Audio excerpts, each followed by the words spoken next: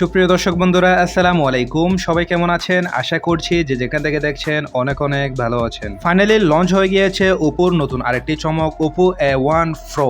এই ফোনটির হাইলাইটেড বিষয় যেসব কিছু থাকছে: OLED পাঁচল কাটিং এর কার্ভ ডিসপ্লে, 108 মেগাপিক্সেলের মেন ক্যামেরা সেন্সর, প্রসেসর দেওয়া হয়েছে স্ন্যাপড্রাগন 695 5G, আর ব্যাটারিটিও রয়েছে 4800 mAh এর একটি বিগ ব্যাটারি। তো দর্শক বন্ধুরা, যারা কিনা 26 থেকে 27,000 টাকা বাজেট সেগমেন্টের একটি সুপার ডুপার ডিসপ্লে হতে হবে, ভালো একটি ক্যামেরা হতে হবে, ভালো প্রসেসর, ব্যাটারি দেওয়া থাকবে, এরকম একটি স্মার্টফোন কিনতে যাচ্ছেন, তাদের জন্য আজকের এই ভিডিওটি অনেকটাই হেল্পফুল হতে যাচ্ছে।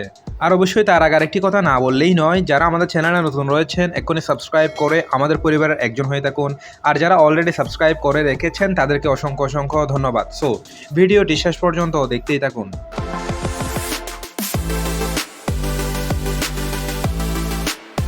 সর্বপ্রথম এই স্মার্টফোনটির লুক আর বিল কোয়ালিটি নিয়ে যদি কথা বলি, এই ফোনটি দেখতে যথেষ্ট চমৎকার লুকিং এর একটি ডিজাইন। ফোনটি রিয়ার প্যানেলটিতে আসলে দেখা যায় খুবই সুন্দর দুইটি ক্যামেরা মডিউল, তার সাথে রয়েছে একটি ডুয়াল এলইডি ফ্ল্যাশ লাইট এবং নিচের অংশে রয়েছে খুবই সুন্দর ওপোর ব্র্যান্ডিং। দেখতে অবশ্যই এই ফোনটির রিয়ার প্যানেলটি যথেষ্ট চমৎকার দেখাচ্ছে। ফোনটির বডি এবং ফ্রেম ম্যাটেরিয়ালে ব্যবহার করা হয়েছে পলিকার্বনেটের, যেটি একটি প্লাস্টিক বডির তৈরি। এর ওজন রাখা হয়েছে 171 গ্রাম। খুবই স্লিম, হালকা পাতলা একটি ফোন, যার কারণে এক হাতেই খুব ভালোভাবে ব্যবহার করা যাচ্ছে। ফোনটির ফুটস অ্যান্ড বাটন হিসেবে থাকছে power button, volume rocker, speaker guild এবং USB টাইপ সি 2.0। তবে এই ফোনটিতে আরেকটি দুঃখের বিষয় হলো সত্যি যে এখানে 3.5 মিলিমিটার হেডফোন জ্যাক ব্যবহার করা যাচ্ছে না। এই ফোনটির সিকিউরিটি সিস্টেম হিসেবে দেওয়া হয়েছে এন ডিসপ্লে ফিঙ্গারপ্রিন্ট সেন্সর, যেটি খুবই ফাস্ট এবং অ্যাকুরেট বলেই জানা গিয়েছে। আর অবশ্যই এই ফোনটি কয়েকটি কালারে লঞ্চ হবে, ব্ল্যাক, ব্লু, গোল্ড ইত্যাদি কালার লঞ্চ হবে। পার্সোনালি আমার কাছে এই ফোনটির কালারগুলো যথেষ্ট ভালোই লেগেছে। আপনাদের কাছে কেমন লেগেছে অবশ্যই কমেন্ট বক্সে কমেন্ট করে জানাবেন, কারণ দিন শেষে আপনাদের মতামত আমার কাছে অনেক বেশি দামি। এইবারে কথা বলা যাক এই ফোনটির ডিসপ্লে সেকশন নিয়ে।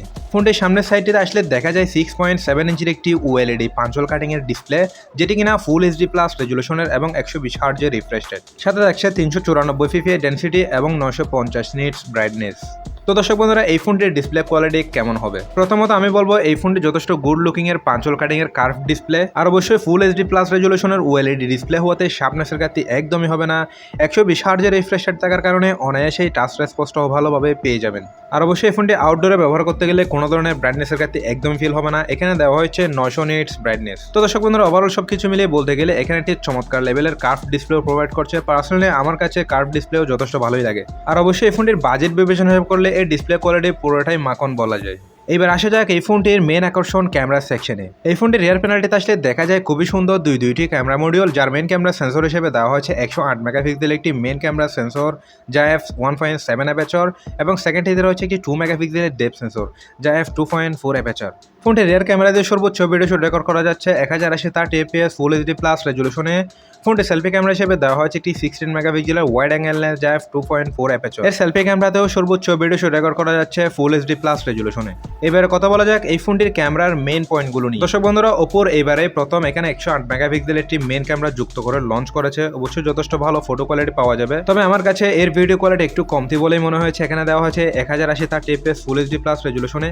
এখানে অবশ্যই 4K রেজুলেশনের ভিডিও রেকর্ডটি দেওয়া দরকার ছিল। সো অবশ্যই এই ফোনটি সবচেয়ে বেশি খারাপ লেগেছে, এর ভিডিও সেকশনটি কমতি রাখা হয়েছে। তো দর্শক বন্ধুরা, এর পরবর্তী ভিডিওতে আমি ক্যামেরা টেস্টিং নিয়ে আপনাদের সামনে ভিডিও নিয়ে আসবার একটি। তো আমরা যতটুকু জানতে পেরেছি এই ফোনটির ফটো কোয়ালিটি যথেষ্ট ভালোই পাওয়া যাবে, আর ভিডিও কোয়ালিটি ওভারঅল রয়েছে। তো ওপোর এই ফোনের ভিডিও রেজুলেশনটি কম দেওয়ার একটাই কারণ এর বাজেটটা অনেকটাই চিপ রাখা হয়েছে, যার কারণে ভিডিও কোয়ালিটি কমতি রাখা হয়েছে। এইবারে যদি এই ফোনটির অপারেটিং সিস্টেম নিয়ে যদি কথা বলি, ফোনটি রান করবে অ্যান্ড্রয়েড 13 ভার্সন, আর ইউআই হিসেবে থাকবে ColorOS 13 ভার্সন। অবশ্যই এই ফোনটি কয়েকটি ভেরিয়েন্টে লঞ্চ হবে, 8GB 128GB এবং 12GB 256GB। এর স্টোরেজ টাইপ হিসেবে থাকছে UFS 2.2, যার কারণে ফোনটি রিড আর রাইট স্পিড যথেষ্ট ভালোই পাওয়া যাবে। তবে এই ফোনটিতে আরেকটি ভালো খবর হচ্ছে এখানে দুটি সিম কার্ড স্লট ব্যবহার করা যাচ্ছে, পাশাপাশি এক্সটার্নাল মেমোরি কার্ড ব্যবহার করারও সুবিধাও রয়েছে। আপনি চাইলে আপনার ইচ্ছে মতন ফোনের স্টোরেজটাও বাড়িয়ে নিতে পারেন। এবার আসা যাক এই ফোনটির প্রসেসরের সেকশনে। এখানে আসলে দেখা যায় কোয়ালকম স্ন্যাপড্রাগন 695 5G, যেটি 6 ন্যানোমিটার আটা পিকচারে বিল করা একটি octa-core CPU, আর জিপিইউ হিসেবে থাকছে Adreno 619। তো দর্শক বন্ধুরা, এই ফোনটির পারফরমেন্স কেমন হবে? আপনারা অনেকেই পরিচিত কোয়ালকম স্ন্যাপড্রাগন 695 5G চিপসেটটির সাথে। এটি 2022 সালের মিড বাজেটের মধ্যে স্ন্যাপড্রাগনের 5G এর ভালো একটি চিপসেট। এই ফোনটির গেমিং পারফরমেন্স কেমন হবে? এখানে PUBG, Free Fire, Asphalt 9, Call of Duty এই ধরনের গেমগুলো অনায়াসে খেলা যাবে, কোনো ধরনের ল্যাগস বা ফ্যান্ডম দেখা দিবে না। আর যারা multitasking, video editing, photo editing এই ধরনের কাজ করে থাকেন, তারা অনায়াসেই করতে পারবেন, কোনো ধরনের সমস্যা ফেস করতে হবে না। আর বাজেট বিবেচনা হিসাব করলে এর প্রসেসরের সেকশনটি ইজিলি মেনে নেওয়া যায়। এইবার আসা যাক এই ফোনটির ব্যাটারি সেকশনে। এখানে আসলে দেখা যায় 4800 mAh এর একটি বিগ ব্যাটারি, সাথে রয়েছে 67 ওয়াটের একটি ফাস্ট চার্জার। তো দর্শক বন্ধুরা, এই ফোনটির ব্যাটারি ব্যাকআপ কেমন হবে? আমিও বলবো এখানে একটি 6 ন্যানোমিটারের 5G প্রসেসর থাকার কারণে অনায়াসে একদিন প্লাস ব্যাটারি ব্যাকআপটিও পেয়ে যাবেন।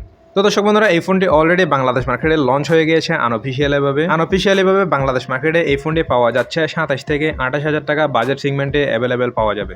তবে 1.5-2 মাস অপেক্ষা করলে এই ফোনটি আরেকটু দামটা কমতে পারে। আমি আশা করি এই ফোনটি 25 হাজার টাকা বাজেট সেগমেন্টে বাংলাদেশ মার্কেটে অ্যাভেলেবেল পাওয়া যাবে। তো দর্শক বন্ধুরা, 26 থেকে 27 হাজার টাকা বাজেট সেগমেন্টের Oppo A1 Pro এই ফোনটির সংক্ষেপে ভালো দিকগুলো যদি আরেকবার বলি, প্রথমত আমি বলবো এই ফোনটি দেখতে যথেষ্ট গুড লুকিং এর একটি ডিজাইন। দ্বিতীয়ত, এখানে একটি full HD plus রেজুলেশনের OLED পাঞ্চল cutting এর কার্ভ ডিসপ্লে প্রোভাইড করছে। আর তৃতীয়ত হলো এখানে একটি 108 মেগাপিক্সেলের মেইন ক্যামেরা সেন্সর দেওয়া হয়েছে, যথেষ্ট ভালো ফটো কোয়ালিটি পাওয়া যাবে। আর চতুর্থত হচ্ছে এখানে একটি স্ন্যাপড্রাগনের 5G চিপসেট অফার করছে, যারা গেমার রয়েছেন তাদের জন্য অবশ্যই ভালো দিক। আর সর্বশেষ দেওয়া হয়েছে 4800 mAh এর একটি বিগ ব্যাটারিও দেওয়া হয়েছে, অনায়াসে ব্যাটারি ব্যাকআপটিও পেয়ে যাবেন। তো দর্শক বন্ধুরা, Oppo A1 Pro এই ফোনটি 25 থেকে 26 হাজার টাকা বাজেট সেগমেন্টে অনেক কিছু অফার করছে। তো যারা কিনা এরকম প্রাইস পয়েন্টে ভালো একটি লুকিং ডিজাইন, ডিসপ্লে কোয়ালিটি ভালো, প্রসেসর, ক্যামেরা, ব্যাটারি এসব কিছু ভালো থাকতে হবে, এরকম একটি ভালো ফোন নিতে চান, তারা অবশ্যই এই ফোনটি চুজ করতে পারেন। আই হোপ এই স্মার্টফোনটি সম্পর্কে আমি আপনাদেরকে বিস্তারিত এক্সপ্লেন করতে পেরেছি।